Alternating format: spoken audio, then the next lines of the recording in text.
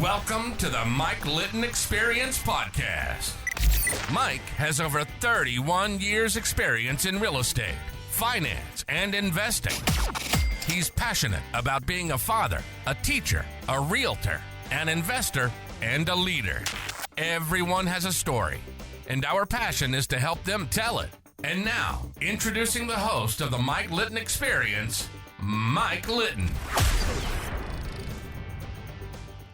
So what can you expect from the Mike Litton Experience? You can expect stories that will inspire, motivate, advice that will sharpen your focus, and expert information on real estate, finance, and market conditions. And there's other things that come into play.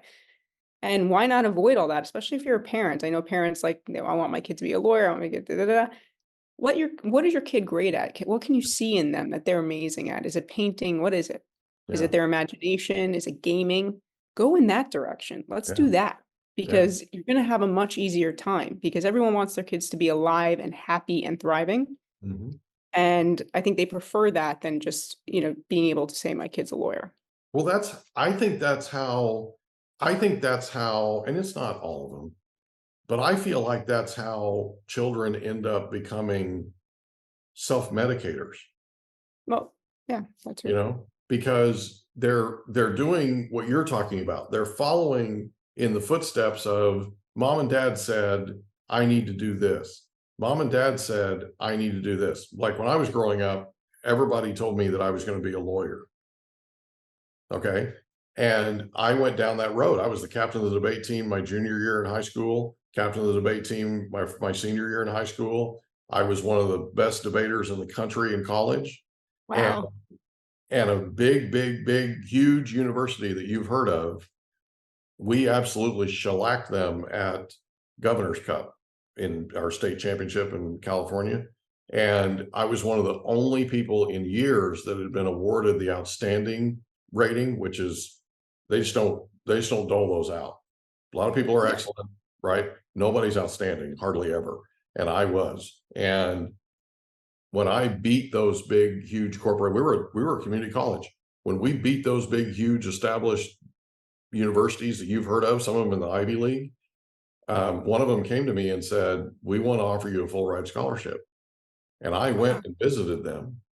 And when I got there, they said, so, you're going to finish your degree in communications. You're going to then go to a law school. You're going to be in what's called mock court. So when you're a debater in college, that leads into you're going to law school, you're finished with communications, you go into law school, you're on the mock court team. And so you now are a debater, but in a different type of format, and you're finishing your law school career doing that. And I said, well, I don't want a bachelor's degree in communications. And they said, well, you don't have a choice. If you're coming here on a full ride scholarship, you have a communications degree. You end up with a communications degree. That's it. We don't have pull over the business department. And I wanted a business degree, right? And they're like, well, you can't do that. And I said, well, then I'm not coming to school here. I'm not joining your team. I'm not taking the scholarship. And I moved on, right? Man, am I ever glad I did. Because some of the attorneys that I met and some of the law students that I met were some of the most obnoxious people I've ever met in my life. I didn't meet a single one that I liked. Now, since then I have a bunch of friends that are attorneys, but back then I hadn't. And so I chose a different route, and I'm really glad I did. I have absolutely no regrets whatsoever. That's great. I mean, but if I had done that, I'd have been a drinker, guaranteed. No telling what else I'd have done, because they were doing everything there, right? I mean, it was part of the culture. So you're right on. I mean, it's, you gotta sit down and figure out with your children what they like and what they're good at, right? Yeah. And then try and help them self-discover. And I'm a big fan of raising children with the Socratic method, where you ask them, you don't tell them, you ask them. And you help them to come to the conclusion that they need to come to. It needs to be their idea. If I'm telling them they have to do something, they're going to resent me in the future. Yeah. But if I let them choose whatever they choose, they own it. right? And then Mhm. if I'm helping them come to a conclusion and figure out what they're best at, they then own what they're doing for a living. And both of my kids are doing the same exact, right? Where they're going after the things they like. They're going after the things they're passionate about, the things they're good at. And that creates healthy human beings. Do they party? Sure. Do they drink? Yeah. But they don't drink to try to numb the pain. You with me? They have a good time. It's part of just the fun they have with their friends. My Yeah, son, of as course. we speak, is in the air to go into New Orleans for Mardi Gras. So Oh, that's awesome. with 25 other people, by the way, it's like, this is cool. But they're gonna have a Awesome. great time. It's his first time on Bourbon Street, first time, right? So it'll be fun. They're gonna have a great time. He's gonna And love it. He's gonna yeah, love it. and the kid's happy. That's the best thing, right? You want your children to be happy and fulfilled. Um, and you don't want them doing something because society thinks it's the best thing for them. That's not Yeah. the way this thing works. Yeah, So I square totally. peg and round hole, right? Sorry? It's a square peg and a round hole. Yeah. Yeah. Just scary. So 2022 rolls around and you end up leaving Accenture. Talk about that. Yeah, I think it was a long time coming. So I think, I burnt myself out working there. And I at that point I still didn't decide that I was going to leave marketing. Yeah. I had actually gotten another job at an agency, a French agency. They gave me a big title and a big promotion, and I just took that. I had some dealings with Accenture and contracts that they were trying to keep me there. I just didn't agree with the way they were handling things. Yeah. So for me, it was like I need to get out right away, whether I sorted what I needed to be doing or not. And I got Right. this opportunity and I took it. And then when I was at that job in that new office, and I had, that office, it was interesting because I had the capability there to build a whole program. Mhm. They were giving me leeway to build like my own marketing operations situation for this company, which was a big deal. And as I'm sitting there building away, I think that's when it hit me like, I just don't want to do this. Like, I Mm. can do it, could. It would probably kill me, but I could, but I Sounds like you can't. were good at it. I think I taught myself how to be good at it, but the Yeah. thing also I learned is that there were parts, at Accenture and in this job, a lot of the job was speaking, which I Mhm. learned that I was a pretty good speaker. Surprisingly, I learned that I was a very good big picture planner. Mhm. I tend to be able to see things people don't see and put things together. So I was very good at being able to paint a picture and then call out, see things how it was and what Yeah. what potentially the issues would be. So, did I like that work? No, but did I learn finally what I was good at?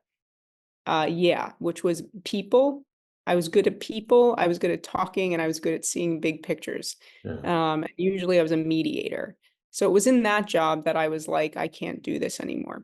Yeah. And if you read my story, I mean, 3 years before then, I did have a conversation with my grandmother. She was kind of the one who I think had the wheels kind of turning 3 years before this already happened when I had Yeah. asked her what she felt the key to life was, and she said, "Just be true to yourself," and that was the moment really that I was like, "Wait a minute, I don't think I am." Yeah. Like, I don't think I have been, and since that moment going forward, it was kinda like I knew I was completely in the wrong arena, wrong path, wrong everything, and I needed to figure that out.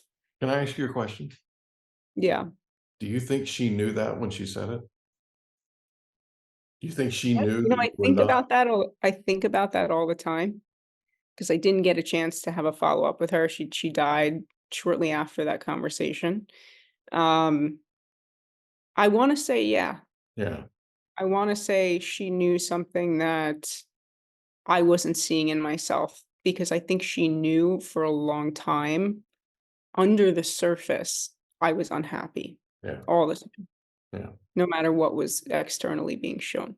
It's And amazing, yeah, the people in your family that know you best, right? They can see things. They can see things that we don't see it's because we're crazy. we're myopic, right? We're Yeah, like that horse with the blinders, right?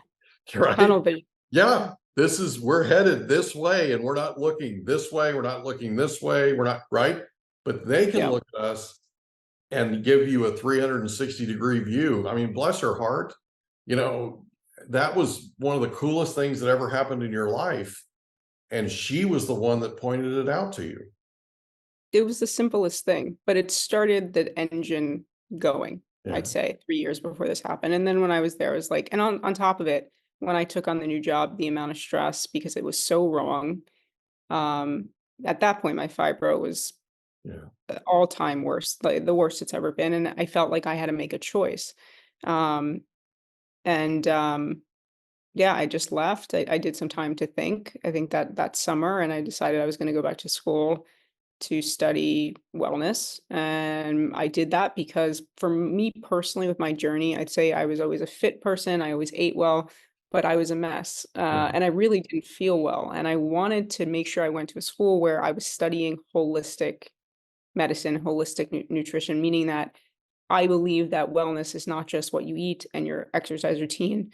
I believe it's your relationships, your career, your environment, your spiritual practice. All of these things contribute to how we feel on a day-to-day basis, Yeah. but we don't realize it. And for me personally, it was in my face. Yeah. Like it was in my face. Like I was really not doing well. And it was because all of these other areas of my life were not aligned to me. They were not making me feel good. They were causing a lot of stress and anxiety, and it wasn't working. So Mhm. I really enjoyed going back to school. Um, and then yeah, I launched my company. I guess almost a little over a year ago. I moved to Florida. My parents are down here part time, so I knew that the New York environment, as much as I loved it, it just didn't love me back. That Yeah. was the reality. I love Manhattan. I love it. It's a wonderful city. But for me, the cold, the carrying the groceries, the getting stuck in the rainstorms, like, these things, you don't realize how much it wears on your body, especially if you're like a sensitive person like me. So I ended up moving to Florida, and yeah, I'm very happy. I would never tell anyone. There are things that happen though, right? Like it's not like I snapped my fingers and here I am and I started this new life. Mhm. Not easy at all. There was a lot of unlearning and relearning for me. A lot of trials and tribulations, a lot of alone time. Things that people are not going to tell you when you heal yourself or make these changes happen. It's huge sacrifice. It's huge compromise. It's risk. And I would never lie to someone about that. But what I will say is that it's a worth it thing Yeah. when you start to do things and make choices that actually align. So instead of going against the current, like I always was, I was now going with the current. And even though Mhm. that wasn't an easy thing because it's unknown, it's going to feel weird to you. It's unknown. Even if your body's like in fight or flight for as many years as it was for me, now going into calmer waters, it's not an easy thing. I think people think that's an easy thing, but it's not. And I Yeah. understand that. Um, but it's worth it to be going in a direction that is actually aligned to your purpose, what makes you feel fulfilled. And that's what my business is all about. I want people to know, in my coaching business, that it's never too late to make changes that feel more innately aligned to you, because it's going to open your world up to a lot more that you didn't even realize was there. Yeah. If you're on autopilot and have no idea what brings you joy, you're probably my client, Yeah. because that was me. If you asked me what made me happy 6 years ago, I'd look you in the face and I really wouldn't wouldn't be able to tell you. Yeah. You know. So yeah, I think my passion is to help people with that, but also with younger kids. It's also a part of this. Very passionate about like the 13 to 18-year olds. I want them to know about authenticity. I want them to know what it is. I want them to know that what they have, what they bring to the table matters. If there's any way to shift their focus from the girl on TikTok to them in the mirror, I think that's a great, passion part of my business. Yeah. That's awesome. So where in Florida did you move to? I'm in Palm Beach area. Oh, okay. The only Yeah. reason I asked was I moved to Tampa in 2018 Ah, and sold new homes. If you know where Land Lakes is, that's I right. don't. I'm not It's just familiar with that area. it's just north of Tampa. But I Okay. lived there Nice. for almost a year. So Did you like it or? I loved it. It was quite an experience. I hadn't sold new homes before. I had financed them, but I hadn't sold them. And a buddy of mine runs a home builder out there, and So I went out and worked out there on a project for them, and it was incredibly fulfilling, and it was, a brand new place where I didn't know very many people, and it was a cool experience. My wife and I were out there, basically by ourselves for the better part of a year, and it was, we spent time discovering the place, and it was cool. So That's I nice. I'll have to thoroughly I'll have enjoyed to my get over time. there. Yeah, it I'll have just to go over there. yeah, it's I've never cool. been So there. they what's that? Land O'Lakes was like the world's capital for nudist colonies.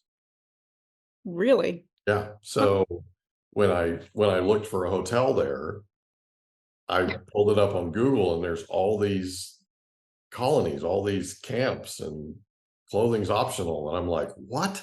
Right. And I'm like, Oh what in the world am I doing? And boy. where it was a farm, a family farm that had been Yeah. purchased and developed, Yeah. So we were selling new homes out there in this master plan community. And it it was just fascinating. It was really cool. It was a fun time, and I don't regret it at all. I really thoroughly enjoyed it. The only thing that happened was we were just too far away from our family. My father-in-law's here, my parents are here. Our baby she was a freshman in college in Los Angeles, and You're in San Diego, you said? yeah, we're just at North San Diego County. Yeah, Oh, okay. Very little nice. town called Escondido, which is Spanish for hidden. Okay. I've never been to San Diego. I've only been to California, I want to say once, maybe Yeah. twice. I need to get back out there. Yeah, you should come to San Diego. It's absolutely gorgeous, and Okay. Good to know. Tampa is too. I thoroughly enjoyed our time there. San Diego's prettier and it's nicer, but it was a fun experience. It really was, and I love Florida. The thing about what you do that I love the most is everything about what you're doing is about wellness. It's about helping people get better. And there's a lot going on right now where people need what you're providing. So one of the things that I saw was you're available for speaking gigs, right? Yeah. Talk about that for a second, because speaking in public is feared more than death by a large I heard percentage, that. I right? heard that recently. So talk about that for a second. So what is it that you feel like makes you a good public speaker? So here's the thing. When I worked at Accenture, I traveled globally and did talks to marketers about nonsense. And Yeah. I think I don't know if I ever visioned myself as a speaker. What happened is when I moved here, my friend is a publicist, and there was something that came up, and she's like, "Do you want to do a talk for one of these platforms?" And I was like, "Yeah, maybe." I mean, I knew I liked speaking, but what if I was speaking about something that meant something to me? Right. So I had written something for this platform. It was had to be under 5 minutes Mhm. on authenticity. And at the time I had recently moved here, so I was started to get involved in a lot of entrepreneurial groups in the Mhm. area that they were looking for speakers. So I just was like, you know what? I'm writing this, I'm doing this on a recording. Let me do it in person. Like, let's Mhm. see how it goes. Yeah, test the And waters. um so I went to the group. It was about 20, 25 women entrepreneurs, all different ages. And I did the talk. And, the talk is basically about authenticity, influence, and our wellness, Mhm. right? Because that's how I look at it, the understanding that our authenticity is fragile. We just Mhm. don't realize it all the time. And I did that first talk, and the reaction I got was not, I guess, what I expected. I was blown away by it. I didn't originally start the business to like be a speaker to start talking, but it very much, I guess, resonated with all of these people. And then I started doing talks at like local art garages here that do like poetry nights under bigger audiences, like everyone from 17 to 80 in the room. Mhm. And again, had like a very big resonance with what I was saying. And I just was like, I guess, shocked by it. It's not something that I guess I said, I'm gonna go be a talker. It kind Mhm. of just like happened Mhm. in a way that like I was like, oh, this is helping people. People were coming up to me after and saying that like I just like really resonated with what you said. And obviously made me feel good and made me think, okay, well, maybe something's here. I need to do this more, Yeah. so it wasn't really something that I thought right away that it was like something I was doing. It was kind of like something that other people told me I had to do, like you were supposed to be doing this. Mhm.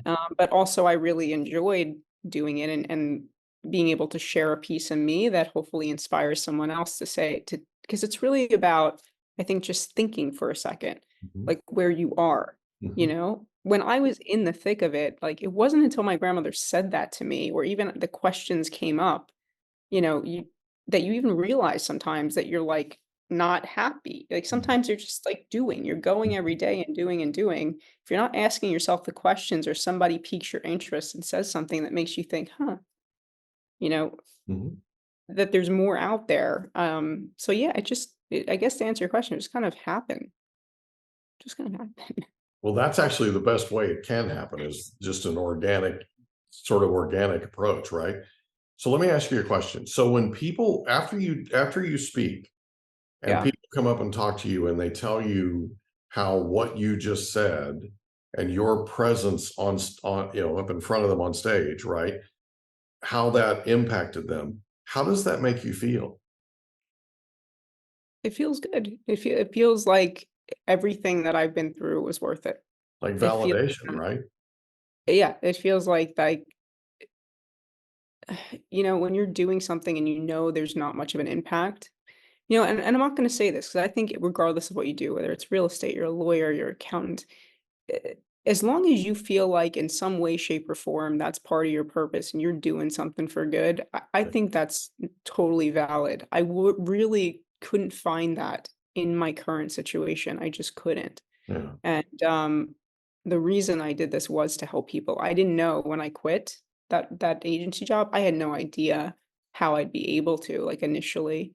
But that's all I wanted to do. So yeah, the amount of validation is huge. I want to, whether it's with my story or just, saying a statement to someone, I want people to be inspired by, what can change and what can happen and what's possible with still, being real. I think when people meet me though, also, I have this thing where I don't think I can not be authentic now.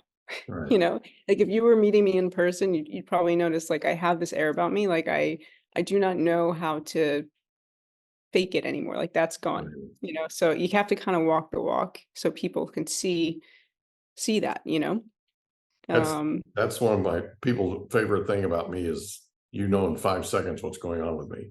yeah, You know if I'm happy, you know if it's I'm great. sad, you know if I'm mad, right? Because It's great. I would be terrible at poker. Terrible, right? Exactly. So Exactly. I don't do the poker thing. So, yeah. Yeah, but it's been good. I'm That's with you on that. so let me ask you this. Let's say somebody's watching this and they're inspired by your story and they're inspired to have you come speak to them. They can reach you through your website, and we'll put a link to your website on your Yeah. description so they can get to Mhm. you. Um, if who are you speaking for? In other words, if somebody's interested in having you come talk to them, what's your audience that you're looking for, or will you go talk to anybody? That's the thing. I've talked to all different types of people. I'll do schools, like a different version of my talk for schools. That's definitely a passion for mine. So, kids 13 to 15 to 18, that age range. So definitely schools, youth programs, anything with kids in that age. And then also, women, men, it really doesn't matter. If you feel like you're on autopilot and don't know what brings you joy or, want to be inspired, I think the talk is relevant. From Yeah, what I learned, it seems to be relevant for a lot of different people. I think uh, I want to say corporate organizations, but I think it depends. yeah, It depends. But yeah, a lot of the stuff I've done have just been really groups of either entrepreneurs or women's groups or youth groups or specialty schools in the area so far. Um, but yeah, I well, think that's I'd be cool. open. That's cool. I'm excited for you. Oh, thank you. I'm so glad you're doing this, and I'm so glad you came on and told us your story. Thank you for having me. I know for a fact you're going to inspire and motivate a bunch of our listeners, and I just can't thank you enough for your time and for being here and telling your story. I am very honored to be here. Thank you, Mike, for having me. This was wonderful. Well, I'm excited. If anything happens in the future, like you're writing a book, I'm sure you're going to be writing a book. Come back when your book's ready and we'll have you on and we'll talk about the book. Okay. All right. That sounds great. Awesome. Thanks for being here. It's great to meet you. Thanks, Mike. We hope you enjoyed another episode of the Mike Litton Experience. If you did, do us a favor, smash that subscribe button, tell your friends, family, and coworkers about our program, and wherever you get your podcasts, please leave us a rating. It helps us to connect with quality people just like you. And that's a wrap. Another episode of the Mike Litton Experience in the books. Reach out to Mike on Instagram at Litton Realty. Want to meet with Mike? Check out calendly.com/Rio760.